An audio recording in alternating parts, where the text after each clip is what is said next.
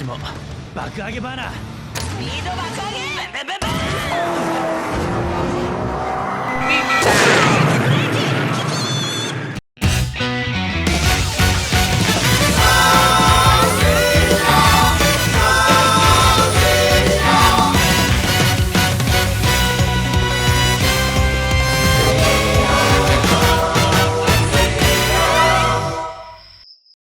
You know, there was a part of the opening bit that I actually cut out because after finishing it, I thought it was too cursed. So, you know what? Nah. Here you go. Here you go.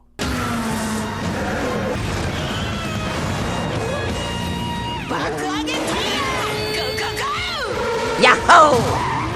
Jokes aside, BoonBoomger this week finally gives me the Taya plot seeds that I've been longing for. A slight change in the formula, and more action, so... Already? Oh yeah, we live out here in Rainbow Road, where anything goes except Zio's toes. Soccer Mom Pink gets taken out by Decadump Orange just to get sussed out by Stealth Cop. Blue's trying out piracy for the first time by taking that meme of you wouldn't copy a car and doing just that. You think Red's just gonna take that? Mr. Big Show himself? He got... ooh, disgusting. I've never seen Red crash that hard since Zio trying to make friends with content creators. I hate you so much, Deno. You just mad cause everybody else hates you and I embody that part of the community. This is really just meta commentary on how I feel about myself. You keep thinking that Zio, but ain't no one not gonna think you're washed up. Well then, talking about feeling themselves up, Madrex wants to feel up on some Taya, especially since it's brought their progress to a screeching halt. Taya gets his bag frosted while the others gas up the ghost car with copy abilities. Just how is Gemba getting the parts everyone's been needing? Well, the answer is obvious. Shirabe shows up hoping to land some of that Boom Boom Curry, or BBC for short. Though, the curry is out. And I guess so is Shirabe. Actually, not really, because she's actually also here about seeing about giving the BoonBoomgers a power-up for their upcoming fights. But Genba needs some clarification, because the BoonBoomgers were actually made for the BBG. Oh, what's the BBG, you ask? Why, an intergalactic space race! With this news, everybody mad at Taya, but luckily, Hashidians are on that gas! Just trashing folk stuff, like Guy's briefcase. Documents were in there. Now he has the inconvenience of having to walk down there just to get it back. But this was all necessary bait to lure the BoonBoomgers to that one warehouse where everyone gets caught, except Taya, who could save them, but Madrex is here, so of course... there is a rumble in the warehouse jungle tonight, folks. You can almost feel the heat with these two at the red-hot intensity of 1,000 suns. Even Madrex is feeling Taya up to join his boss's crew. You think Taya's gonna take hearing that there's a load of stronger guys out there and not want to get his hands wet? Call this man Goku, cause he hungry for some strong fools. Making a wheel assist / thrust, we skipping Rainbow Road with the squeeze of Madrex giving Lil Car to become Chadrex. So reluctant team got ties just to get a drill by. But even changing to construction, the Robo still got no junction. Third time's a strike sight. Dropping two of them Boomgers like we hate say Sentai. Dual wielding with the luxury car doesn't get them far. So we sending prototype Ghost to do the most. Even if the separation leads to Boomger rejection. Taya gonna do it his way, even if it ends in dismay. Damn, Benno, I never really realized that you were such a good poet. Oh, Zio, if only you knew a few things. What's that? That for you, I'm calling the Go on Wings. Oh, no!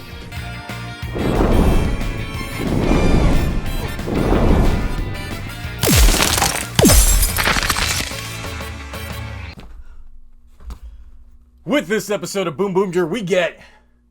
You know what? Nah, it's just CG arm attachments. Reading time!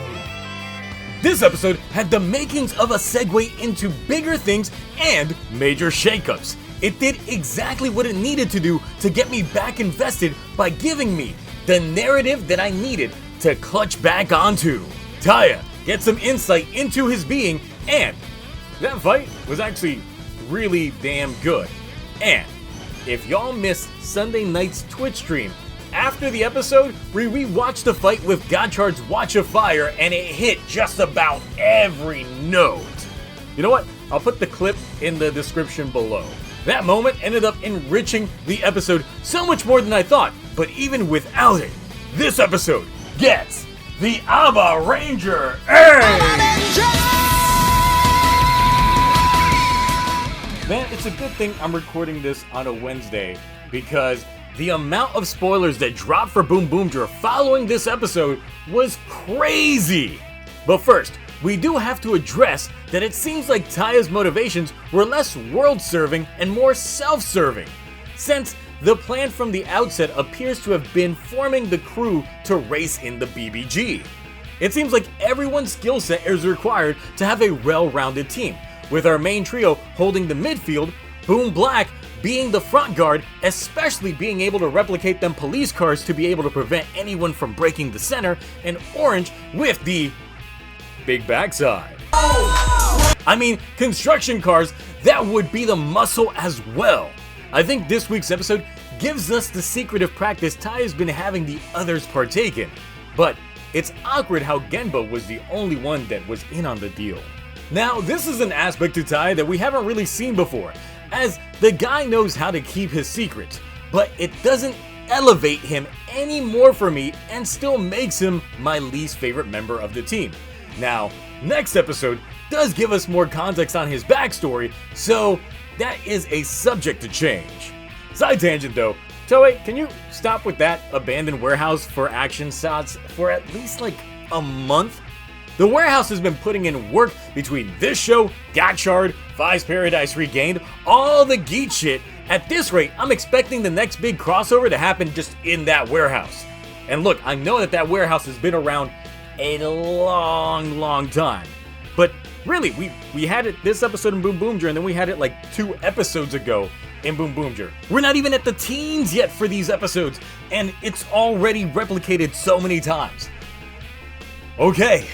Overall, this episode was actually really enjoyable, but it did give us a mindset to Taya that we haven't seen before, in which case, we see that everyone is expendable. At least, that's how it appears within this episode. Though, he may not be my cup of tea at the moment, the character's reactions to knowing the truth really sets up the incoming drama that leads to the up and downs necessary for proper formation of their team. Mad Rex also name drops the head honcho, I guess. So, that's something, and he's very fast and furious. So, yeah, there's that.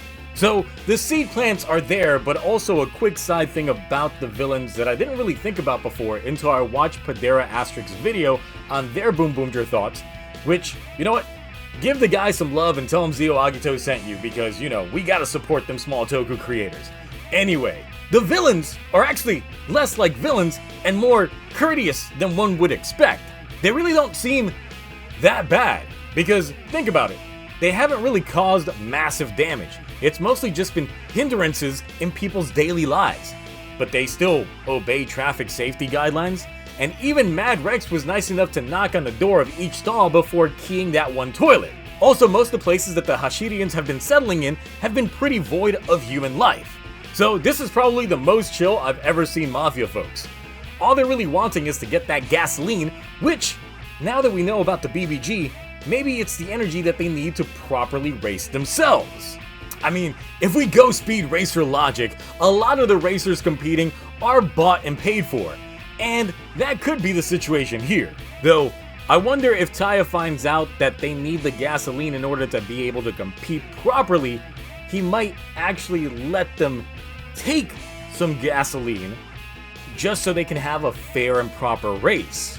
See, he's really now giving me Goku or Saiyan mentality, where it's possible that because he sees the potential outcome that the villains could have to challenge his skill, he might just let them take it. Now, venturing into Scan territory, we do get the confirmation that, yes, BoonBoomger is coming. At least Sosuke is showing up. So, it's possible that some of the competition in the BBG are past Sentai. Look, even if it's just the suit actors on the track with no voice dialogue, it'll be fine given the references that they've already been having in the show with previous vehicle-based teams.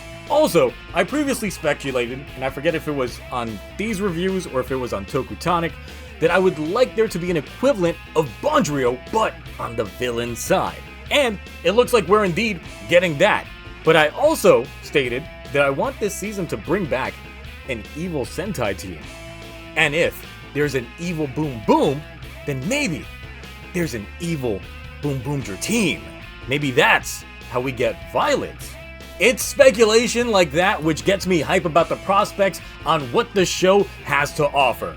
This shit right here could potentially be the answer to my major shakeups questions that I had previous episode. Now, as long as we don't get the go on wings, we good. So, what did you think about this week's BoonBoomger? How do you feel the structure of the BBG will go?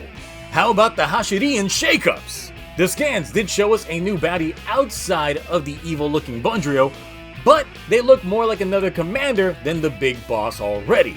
Also, do you think that means that each commander will have their own fleet of vehicles for the BBG? Anyway, that's it for me. Sound off in the comments below, and I will catch you real boom.